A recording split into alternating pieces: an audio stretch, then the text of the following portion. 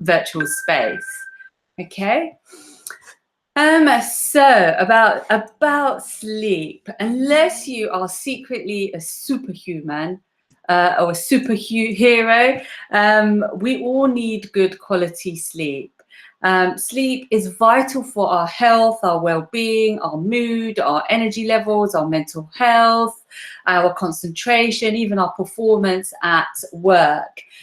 And it's like a superpower, like food and diet, exercise and breathing.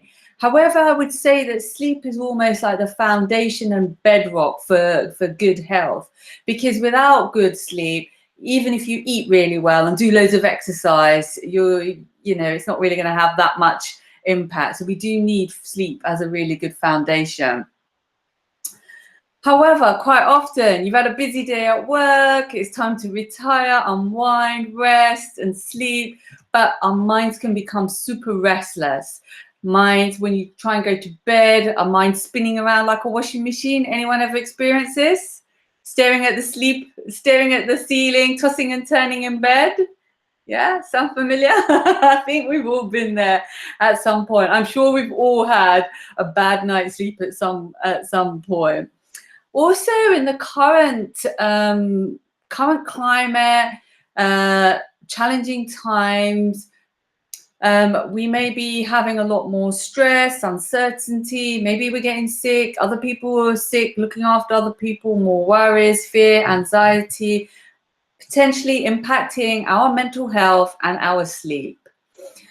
I don't know about if people here have been having a more disturbed sleep as a result of what's been going on. I certainly know in other groups that's been definitely consistent.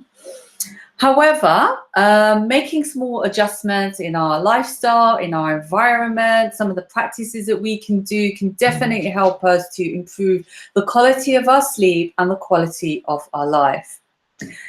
Now, I have a slide deck, but with Google Meet, we haven't quite worked out how to go from slide deck to see people, to see slide deck. When I'm using Zoom, I'm able to go in and out. So what I'll do is I'll start with the slide deck, but if it feels too weird, I'll just talk you through it and then I'll share the slide deck with you afterwards. How does that sound? Sound okay? Yeah? Okay. And the other thing that I would say is I like to make my sessions as fun, interactive, engaging, and I will give you my 100%. Well, what about you guys? Are you up for it? Am I going to be able to hear from some of you as well? Yeah? Okay, brilliant. Okay, so I'm going to go to the slides and then we'll see how that works. Otherwise, I'll come back to you all, okay?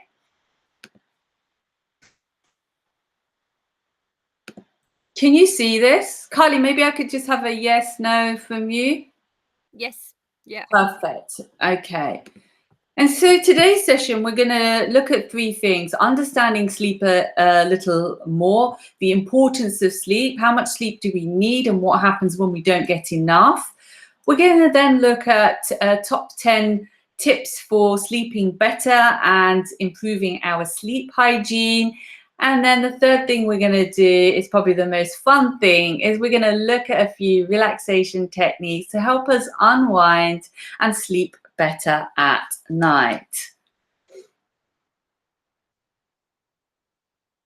Okay.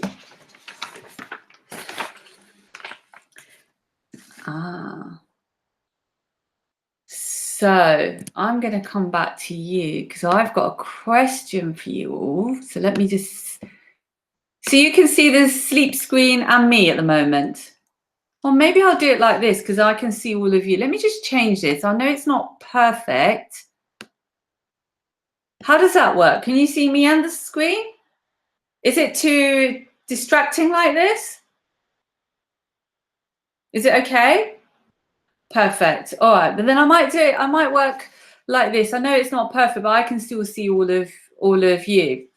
All right, so what I was gonna ask is, before we dive into it, just I want to hear from you. So how many people feel that they got enough sleep in the last week? All right, no worries, don't worry. How many people regularly wake up feeling super refreshed, not requiring an alarm clock or not requiring any caffeine in the morning? Okay, so don't worry, you're not alone. About a third of the population in Britain, report that they don't sleep regularly or well on a regular basis. Okay, so let's see how we're going to manage this. Okay. So sleep impacts everyone, and it's really important also in the current climate. There is a relationship between sleep health and our immune system health. And I want to share with you a few examples. So in a study that was done a few years ago, what they found is that those people that had less than 7 hours sleep were 3 times more likely to develop rhinovirus, which is known as the common cold, in comparison to those people that had their usual 8 hours. In another study of 50,000 women, they found that those that had less than 5 hours sleep were 70% more likely to develop pneumonia, which is obviously a respiratory lung infection, that again, in comparison to those that had their 8 hours. Another study shows the importance of sleep and immunization, found that those people that had 4 hours sleep over 6 nights developed 50% less antibodies to the flu jab. Okay, so the flu jab was 50% less effective if they had half a night's sleep in comparison to a full night's sleep. So this is a really important point or question at the moment. So when we start rolling out the COVID vaccine, well, what if the same is true? What if the same applies? That if you didn't get enough sleep in the week coming up to having your COVID jab, is that going to make that vaccine less effective? And so I'd say that's something really important to consider. And so sleep is absolutely vital for producing antibodies, helping us fight infection and inflammation in the body. It absolutely stimulates and boosts the immune system when we sleep. And so we wake up the next day a much more robust individual. Okay. I would say that sleep is definitely the best medicine, and at the moment, probably the best health insurance policy as well. Okay, so let's have a look. Sleep impacts.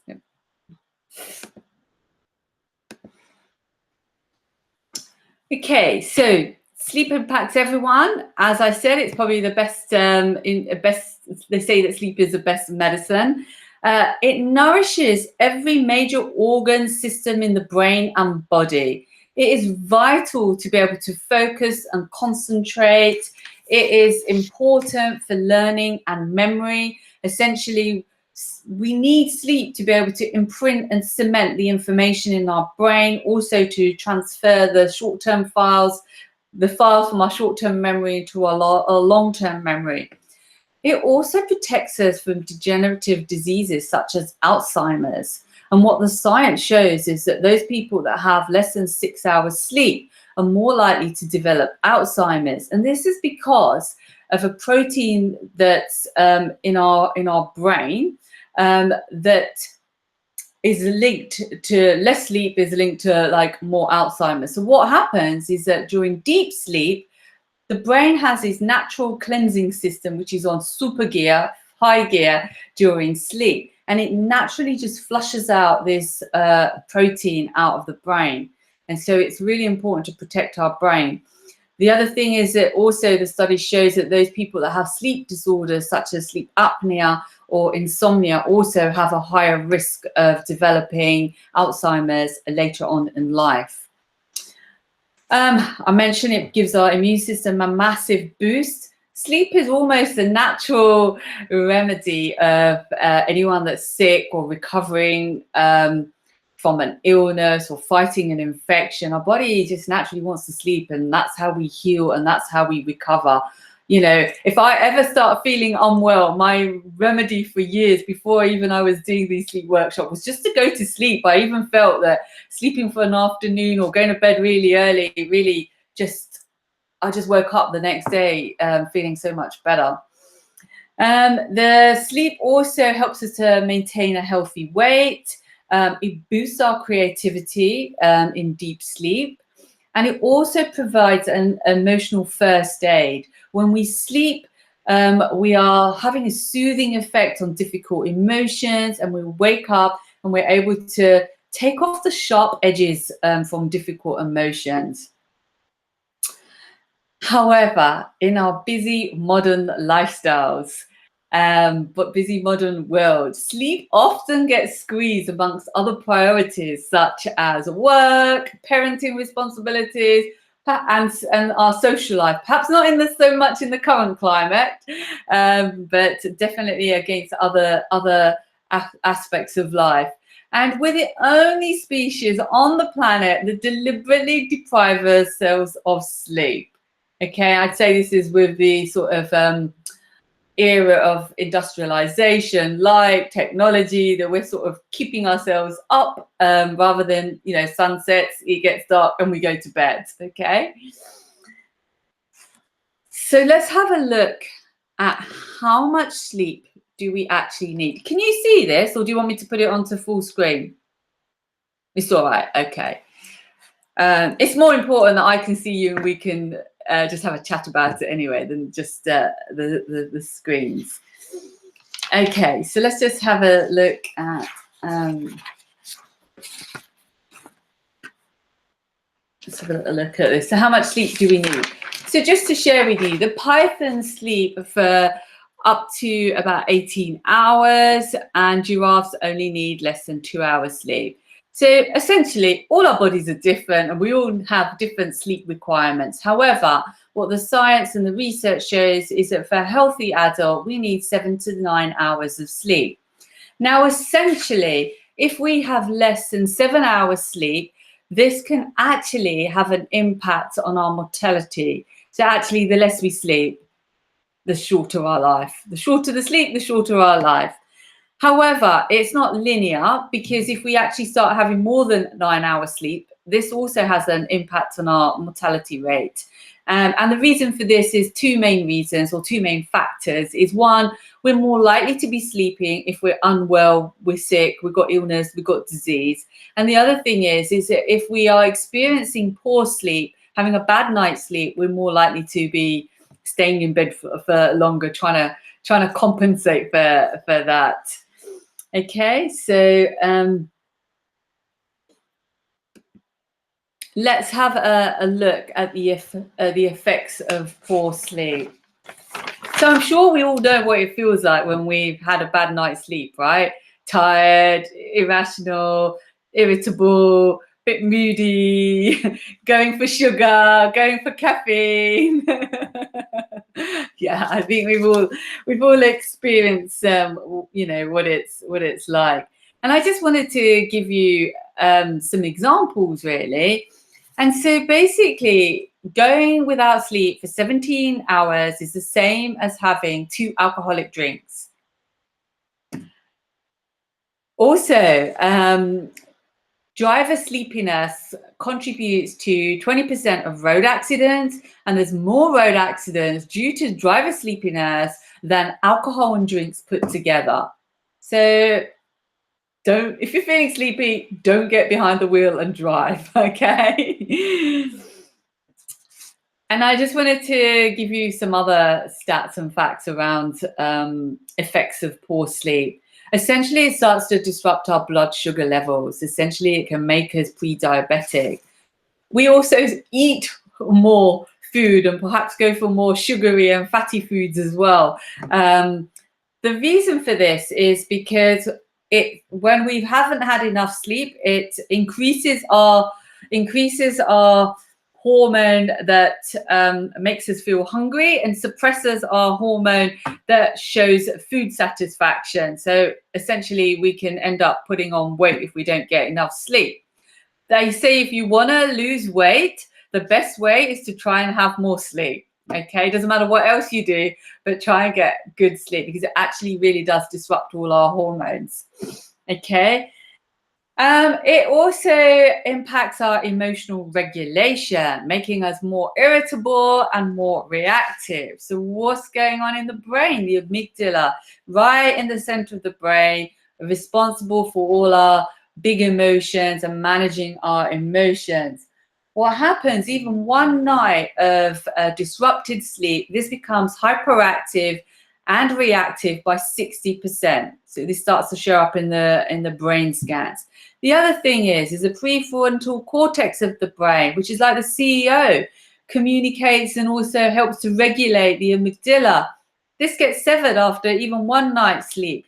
And so basically, we experience what's known as amygdala hijack, resulting in less emotional regulation and more emotional reaction.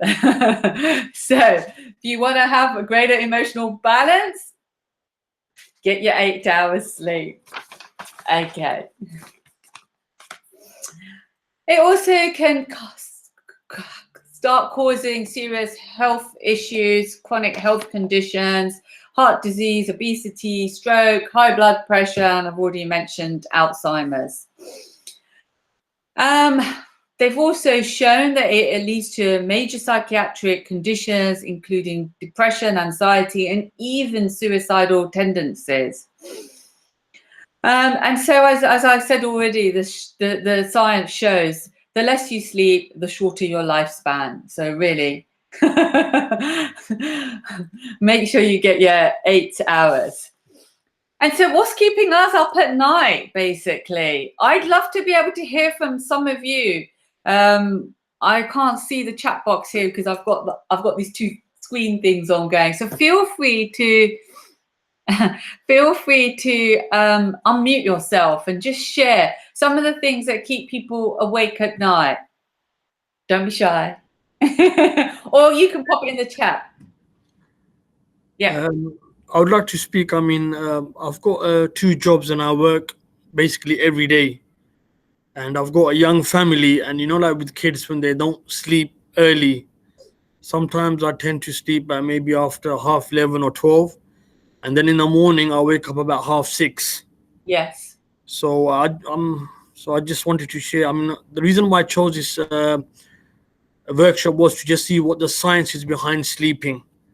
But obviously, with me, it's difficult because of my, 7-day working pattern with my other job, and along with little kids in the house as well. So I guess they need to be in a routine, but it's difficult with them, especially with the current climate going on as well. So thank you for sharing that. So, like you said, the current climate, having children, having 2 jobs, they're some of the things that are keeping you awake at night, basically. Yeah? definitely, I mean, in Saturday morning, I have to wake up about 5:30 and leave home at 6:30 to Okay. go to my job. So I think Friday does have a big effect on my sleep, but I think Sunday makes it up when I have a later shift. Okay, brilliant. Thank you so much. Okay, there was another comment, but I can't see where the comment's gone now. So hold on a minute. Kylie, are you able to see the comments Yes. much So if more you go easily? Yeah, please. Go into the chat section. Can you see? Yeah, it's because I've got presenter mode on. Okay. It's a bit, So somebody else has said, I go to sleep at 11, but I'm Mhm. unable to actually fall asleep until about 2-3 o'clock, and then up at 6:30. Okay, so just finding it difficult to fall asleep. Okay. Anybody else want to share anything else? Yeah, similar. So I have children who just aren't keen. They go down relatively well, but they wake up 2-3 times a night, and sometimes it's really difficult to then get back to sleep. And they're back to sleep. They may have only just woken up for a few minutes, but I can't then get back to sleep. And I'm the same. I'm up early to then come to work, and I can't lie in or anything like that. So No, of course. So I'd say that you've hit one that's common for lots of people that have small children. Waking up in the night and, like you say, caring for children. The other thing is that if people have health conditions, that can keep them up.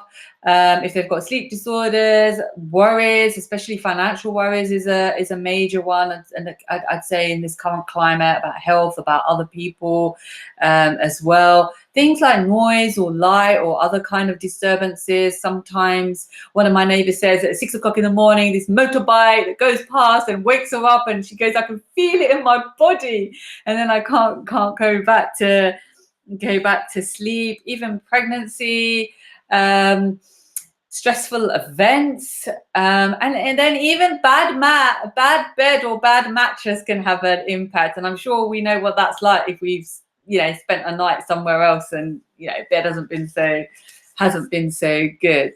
So they're just a few of the things, and there might be some more that some of you experience. And so you mentioned about the sleep science. So what I wanted to do was share with you a little bit about the science of sleep, or at least the science of the sleep cycle. Give me a second. I'm just going to bring this up so I can see both things on my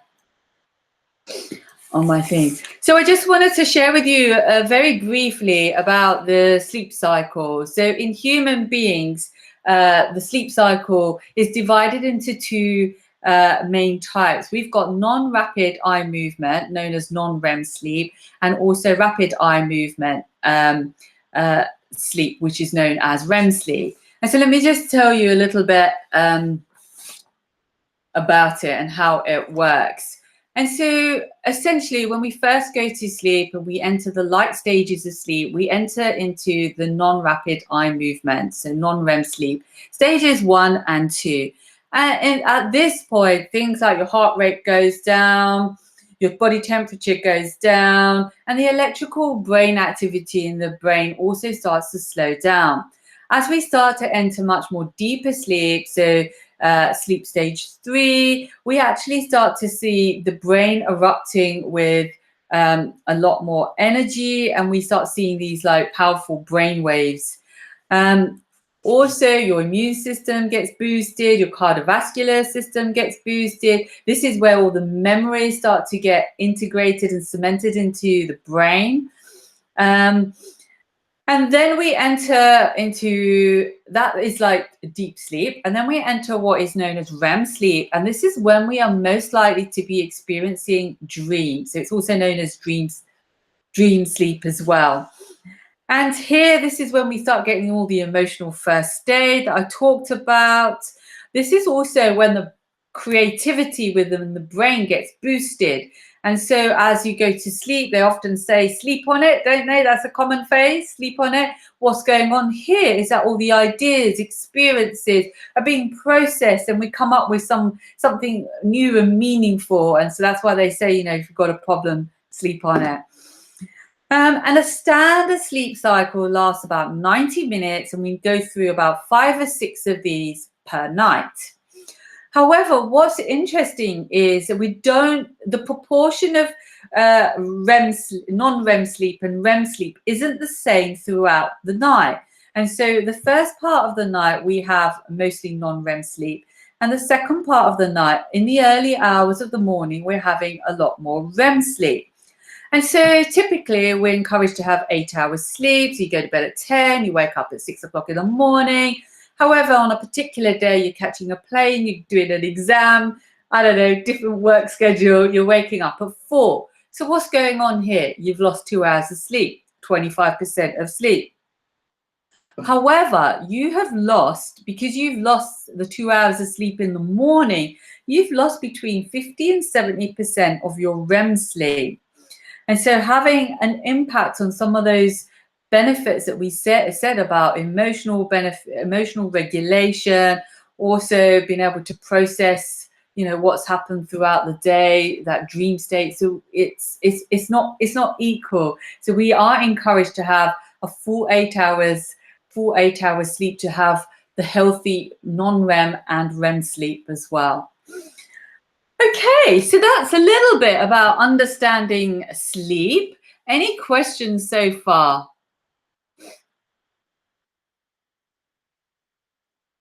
All right, so you ready to move on to the top 10 tips, techniques for sleep?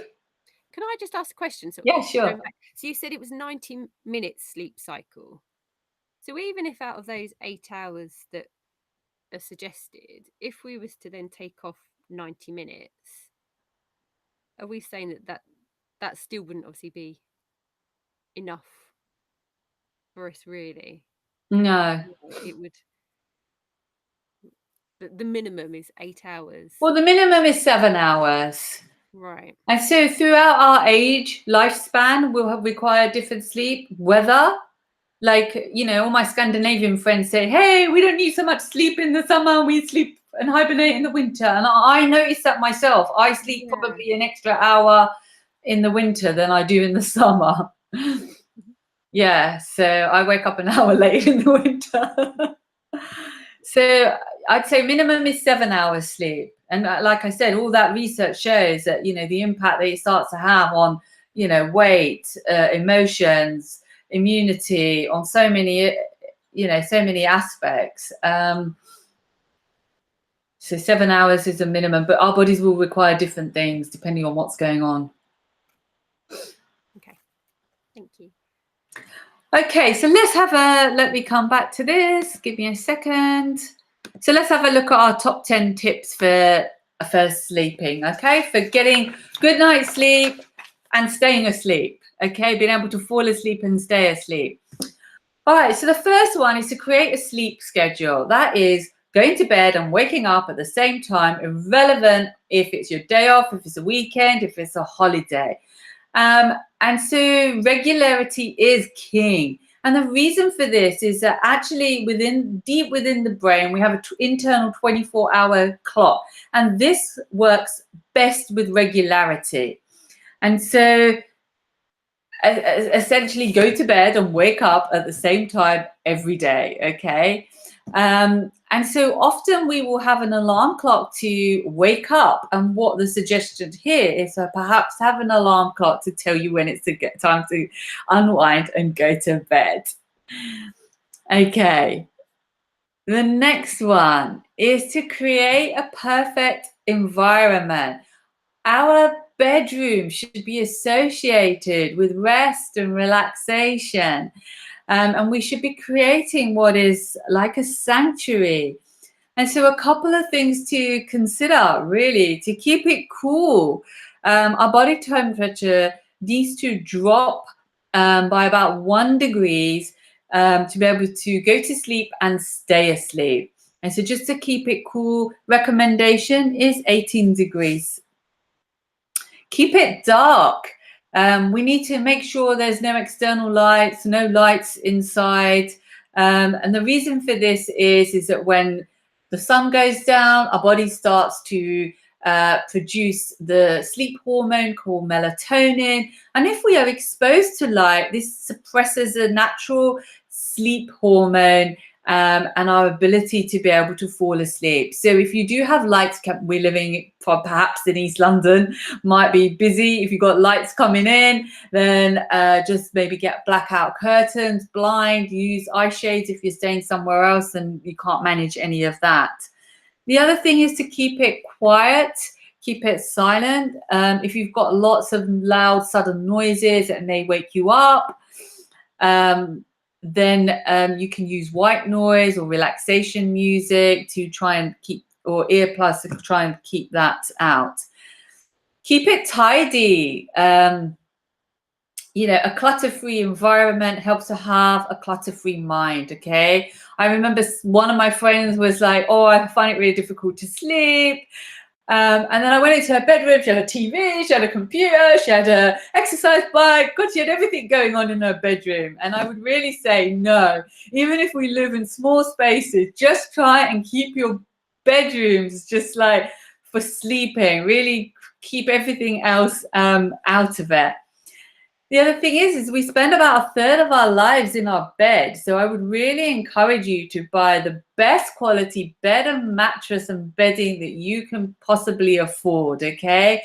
This not only helps to improve our sleep quality, but also will help prevent any kind of aches and pains as a result of having a bad mattress, okay? And you can always use aromas. Some aromas like lavender is linked to relaxation. You can use this in an oil burner around the house or in your bedroom before you go to sleep to just, aid sleep. The next one is to switch off all those devices. The recommendation is to go device free for about an hour before we go to bed. So the reason for this is two reasons. One is they emit this light, the blue light, again, suppresses melatonin, the natural sleep hormone, and so it's going to wake us up and stimulate our brain. The other thing is most of the things that we're doing on the screen, whether it's television, social media, watching something, is all active, engaging, stimulating activities. So again, it's waking the brain up when we're supposed to be like winding down and calming down. Okay, so the recommendation that I would make is keep your bedroom a device-free zone, okay? So no devices in the bedroom. Try it for a week and see what happens, okay? Next one is build a wind down routine. Most people in the modern world think that you can switch off the light, get into bed, switch off, and fall asleep. But it doesn't really work like that. I love the analogy that the sleep scientist Matthew Walker makes. The sleep is more like landing a plane. We need to slowly descend before we land and fall asleep. And so the lead time is as important. The time, the activities that we do before we go to sleep will have a real impact on how quickly and effortlessly we're able to fall asleep. Anyone that's familiar with small children will understand how routine and a sort of a wind down bedtime routine is for children. I would say that's the same for us as well, okay? So do things like take a bath, dim down the lights, stop you watching television or using your computer, do some yoga, do some breathing activity, do some meditation, journal, pray, do whatever works for you, okay? Find something that works for you and try and stick to that. So we start building this association between our wind down routine and sleep. I would say I came across this some time ago, and I was definitely one of these people that could not get into bed and go to sleep straight away. Okay, and especially when I had a busy, stressful job. And this was one of the things that I have done, and I have an hour now for my wind down routine. And I'd say I definitely sleep much, much better now. And so I would really recommend this one. Next is get some sunlight. We all need natural light exposure. Step outside, go for a walk, get 30 minutes of light. Now, if you are struggling to sleep at night, what the sleep scientists, neuroscientists also recommend is getting morning light on natural eyes. Okay, so no glasses, no contact lenses, no sunglasses. Go outside, sit outside, get the natural sunlight into your eyes. What's happening again, that 24-hour clock that I talked about, it helps regulate this. And natural sunlight helps to regulate this. So wake up with the sunlight, wake up at sunrise, or put on lots of lights, maybe get one of those lamps as well. And I would really recommend getting outside as well.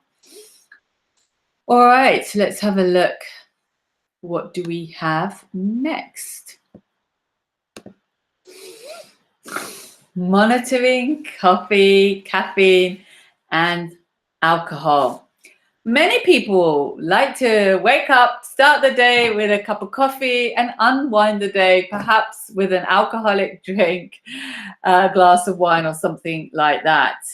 But as it turns out, these two substances may actually have a surprising impact on our sleep. So let's take coffee or caffeine to start with. So coffee, tea, energy drinks, chocolate, any of those things. So caffeine is actually a psychoactive stimulant, so it makes us feel alert, makes us wake up.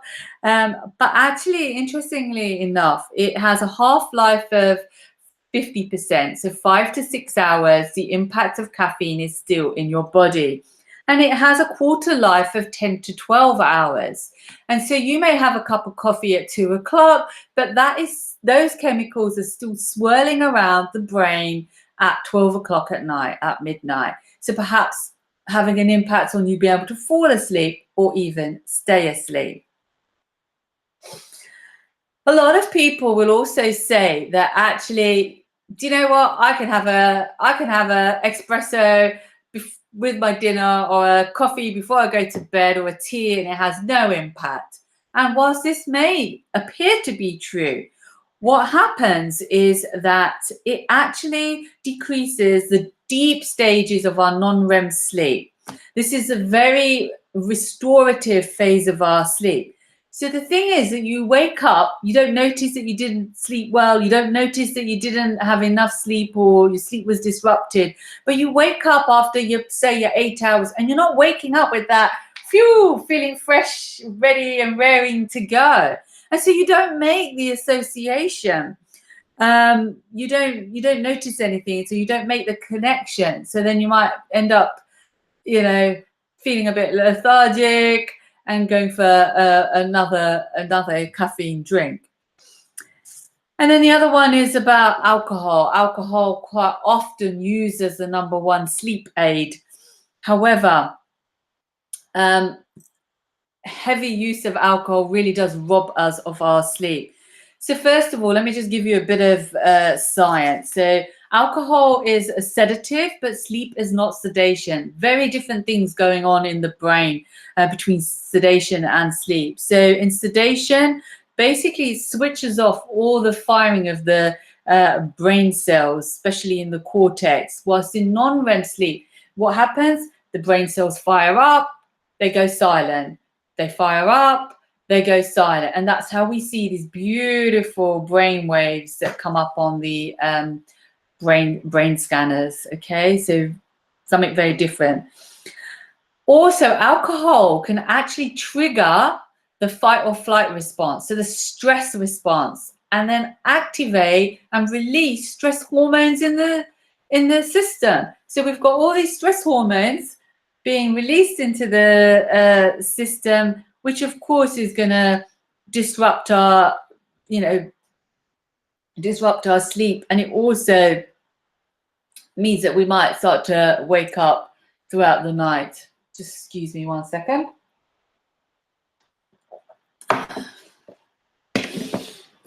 The other thing is that it can block the REM dream sleep, which I said was really important for emotional regulation, first aid, and our mental health and creativity. It can also dehydrate us and wake you up in the middle of the night. So again, that's going to be a little sleep disruptor. So I'm not here to tell anyone how to live. I'm just here to share the impact that alcohol and caffeine can have. So perhaps just minimizing, so we're not overstimulating and then feeling that we need to, use something to wind down at the end of the night. Okay, so what do we have left now? Number 7, exercise. Exercise is a wonderful technique or practice to be able to also release all those stress hormones that we have in the system. It also boosts all our mood and all the feel-good hormones, also very good for our overall health and well-being and preventing any kind of chronic illnesses. So definitely recommend exercise for good sleep. However, would suggest that you don't do too much exercise too late in the evening and anything too vigorous, because actually this can start to release stress hormones if you're doing one of those kind of HIIT workouts or something like that. So just exercise earlier on in the day. What the science also shows is that if you exercise in the morning, it stays, when you release all those feel-good hormones. It stays in your system for 12 hours. So you're going to feel amazing all day. I used to be a runner, and I used to get up and run 3 miles every morning on a weekday before I went to work. And I can tell you, I had more energy than I knew what to do with it. As I've got older, I'm doing a little bit more walking and yoga and things like that. But it's still, you know, anyone that's doing anything like this in the morning will say, you know, that the days that they don't do it, you really do notice. You really do notice the difference. Is anyone here that would exercises in the morning knows how that feels? All right, maybe something you could try out. Hold on, I've lost my other screen. Give me a sec. Just trying to get you all on one page. 1 second. Hold on. Okay. All right. The other thing is diet. We all know that diet has an impact on our, you know, on our brain and on our body and on our weight and on our mood, but it also has an impact on our sleep. And so things like rice, I certainly know in India, like when I go back home, they'll always be, oh, you know, if we have rice at lunchtime, it makes us feel sleepy. But the science actually shows that eating things like rice and oats and dairy products does actually help make us sleep, okay? Things to avoid: sugary food, caffeine, spicy foods, eating heavy meals or eating too late, because then all our energy is into processing that heavy meal and not helping us to be able to rest and sleep, okay? So next one, give me a second. Relaxation techniques. So really, like I said, have part of that wind down, doing things to really prepare our body to be able to sleep well.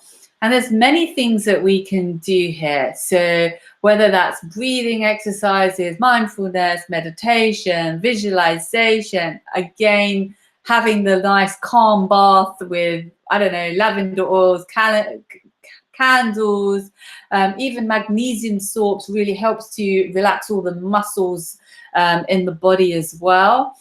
Some stretches, all of these progressive muscle relaxation. There's a lot of things that we can do to actually stimulate the relaxation response, the aspect of the nervous system, the parasympathetic nervous system that is responsible for rest and digest. So we can actually, you know, deliberately trigger this to help us relax before we go to bed.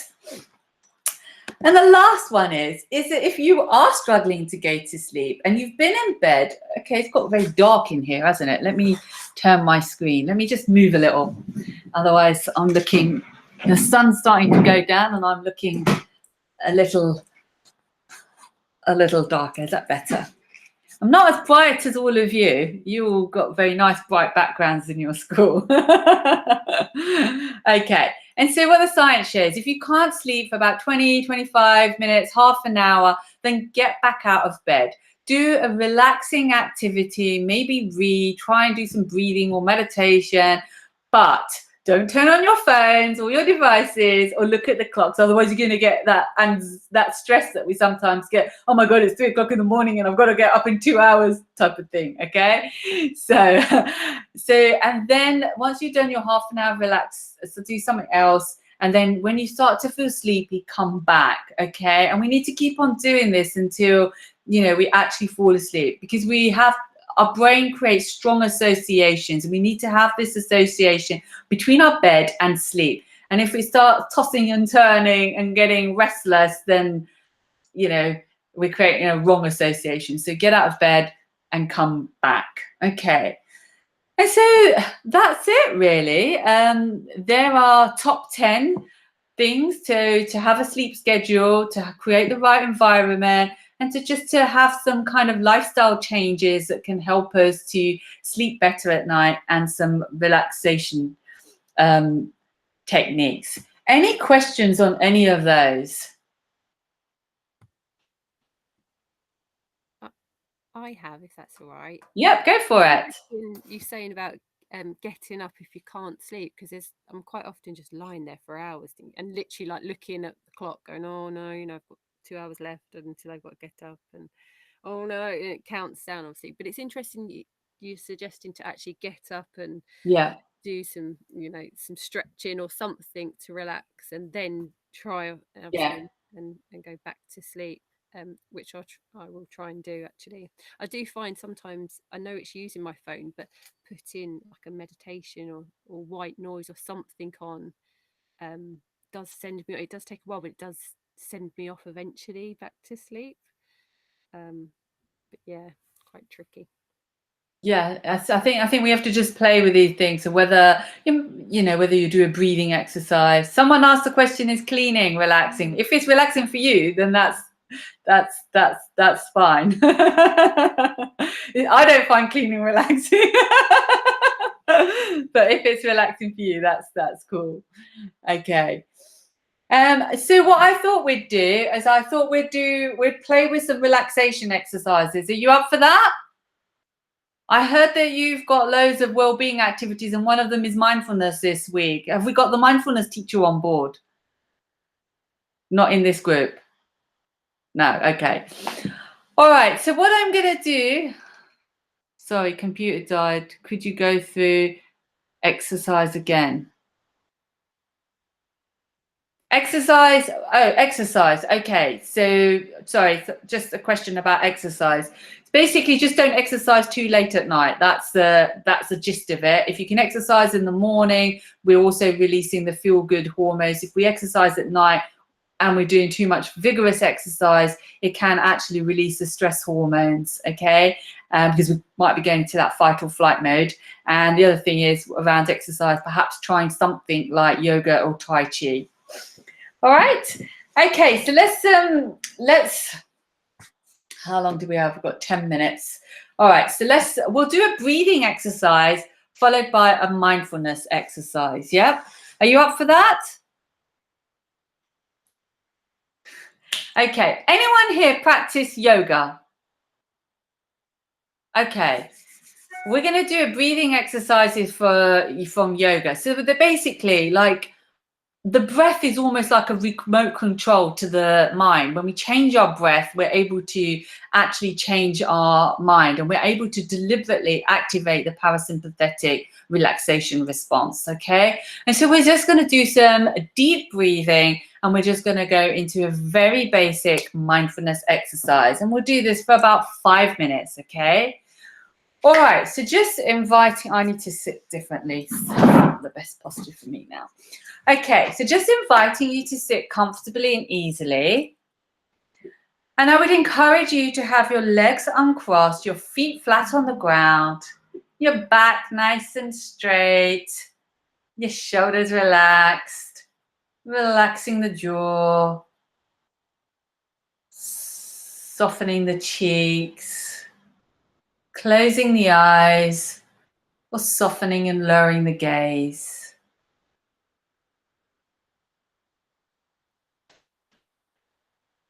And let's just begin by just noticing all the contact points that support you. So your feet on the ground, your body resting on the chair, your hands on your lap. Perhaps your back is against the backrest. And just having a sense of your body as a whole.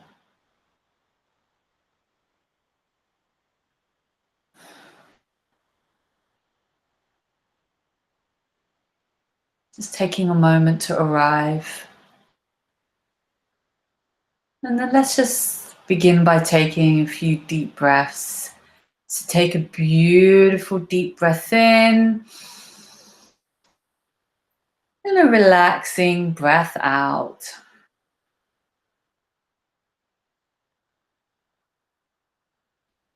Breathing in fully. Breathing out completely.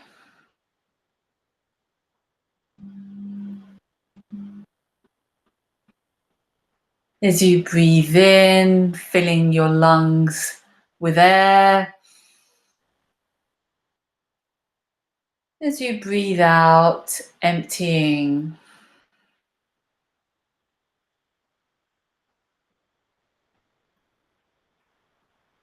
Breathing in peace and positivity. And blowing out any tensions and negativities.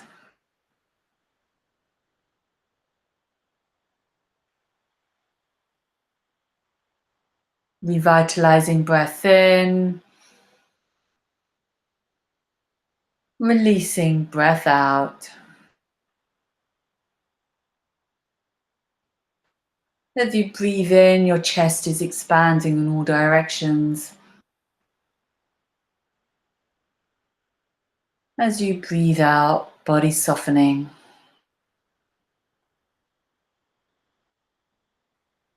Breathing in for 4. Breathe in, 2, 3, 4. Out, 2, 3, 4. Inhale, 2, 3, 4. Exhale, 2, 3, 4. In, 2, 3, 4. Out, 2, 3, 4. And continue to take a deep breath in. And as you breathe out, opening your mouth and just making a gentle ha sound. And let's do this 5 times. Inhale through the nose and exhale through the mouth. And again, breathing in. And perhaps just lengthening slightly the out breath.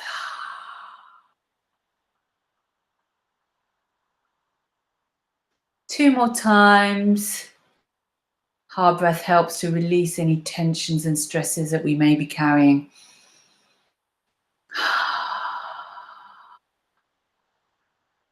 Last one, make it the deepest and bestest breath that you're going to make all day.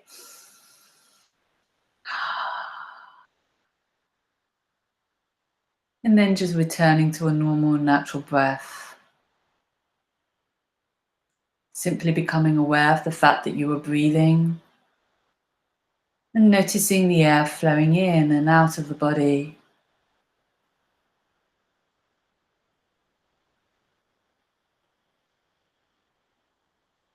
Notice the breath coming in, breath going out, breathing in, breathing out. Wherever you notice it the most. Maybe that's in the nostrils, chest, belly, or someplace else. Maybe just a sense of the breath in the body.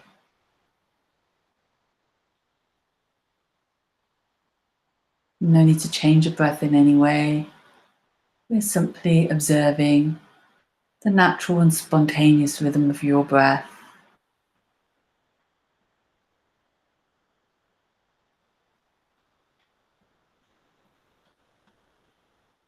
Each breath unique, each breath matters.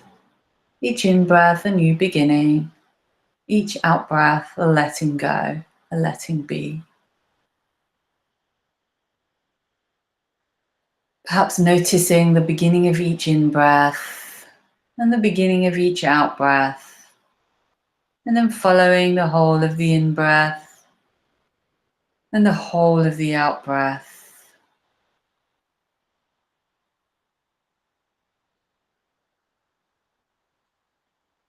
And if your mind wanders off, that's okay. That's just what minds do. Simply guiding it back to the breath, coming back to the breath again and again.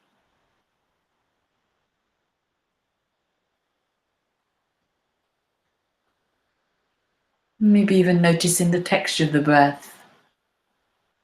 If it's fast or slow, smooth or choppy, shallow or deep.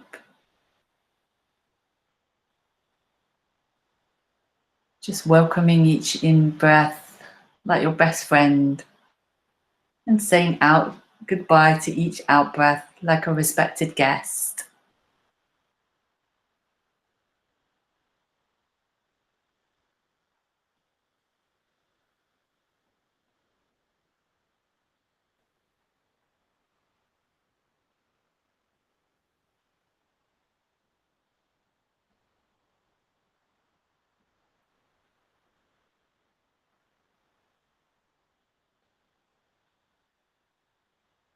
If your mind wanders off 100 times, that's okay. Simply bringing it back 100 times. Coming back to the breath again and again.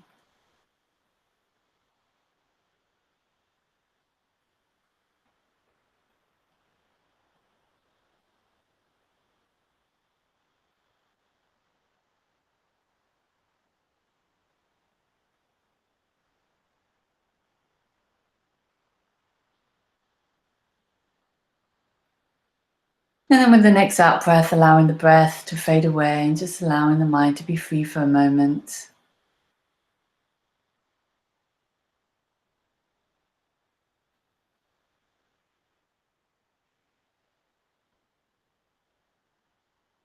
Just reconnecting with your body. Reconnecting with your surroundings. And then when you feel ready, slowly and gradually opening your eyes and bringing your awareness back.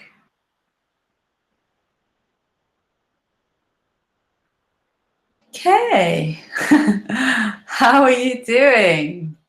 Doing good? Feeling a little bit more relaxed? How many people feel a little bit more relaxed? Yeah, so that's just literally a few minutes. That's literally a few minutes can make a difference. So I'd encourage you all to, try something relaxing before you go to bed at night. Okay. So let's just see. We've got literally a couple of minutes left. So the key takeaways from today's session is sleep is the best medicine and it is a superpower and really important to get your 7-8 hours sleep to be able to, for your brain and for your physical health and for your mental health as well. Okay. And so so I was looking at the comments. So it's really important to try and create a good sleep hygiene, good sleep habits as well. Okay, so just by making some simple changes. And what I say with all my workshops is don't believe me, but do go and do your own research. Do go and, try it out for yourself and you become the sleep scientist of your mind and body and see what works and what doesn't work. All of these things I researched, I've tried out myself and I don't share anything that I don't think works for me. And then, of course, there's a whole range of relaxation tools, apps that are available. And I'm sure you'll be exploring some more of these throughout the week as well, throughout the Wellbeing Week. And so, many things we can do, many things we've explored. What would be good is I think we've got maybe in 1 minute, if we could all just share one thing that we might be able to take away and implement from today's session, that would be great. Yeah, I'm happy to start.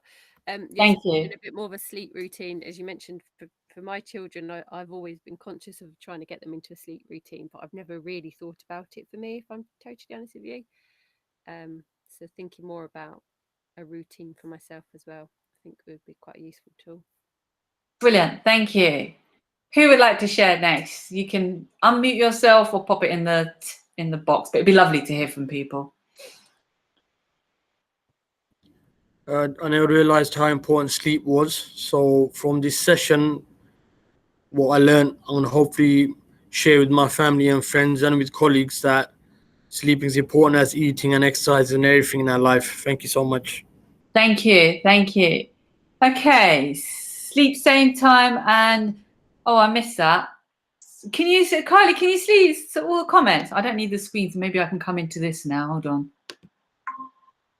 Right. Okay, fine. I should be able to see them in a minute.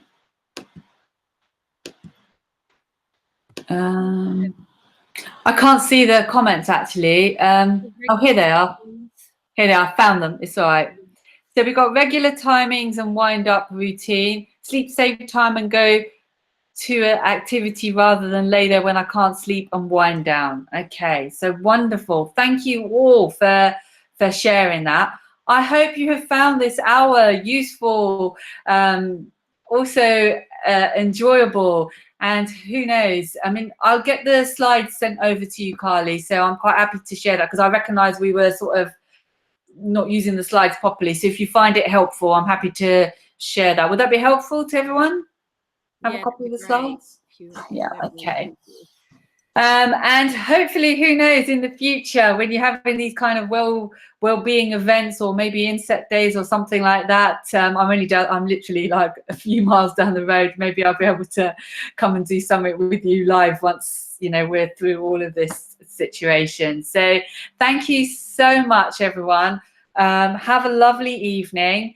And I really hope that you sleep well tonight. If you've got any questions, feel free to just stay on and ask me any questions that you may have. Okay? Thank you so much. Thank you. Thank you.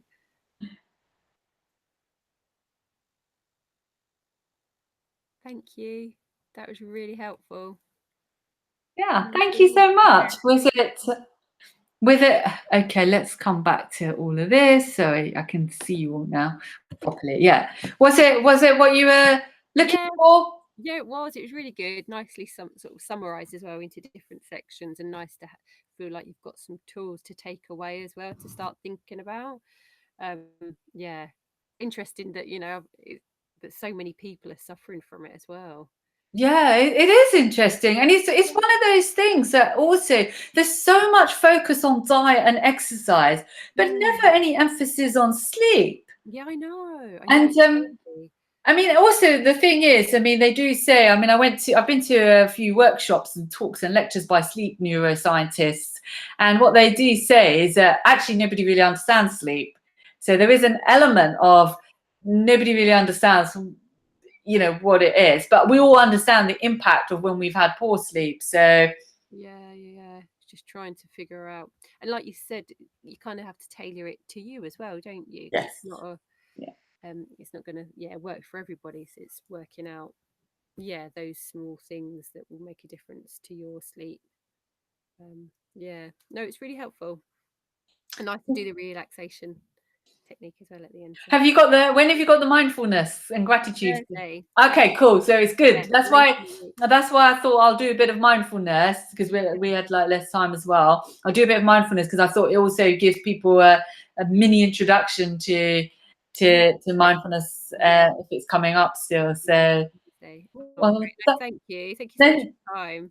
No, thank you so much, Kylie. So thank you for choosing us as well to work with you. I think you've been working with on-site wellbeing for quite some time with the massages and everything as well, isn't it? Right. And we planned to do it this year, but obviously that changed as well due to everything that's going on.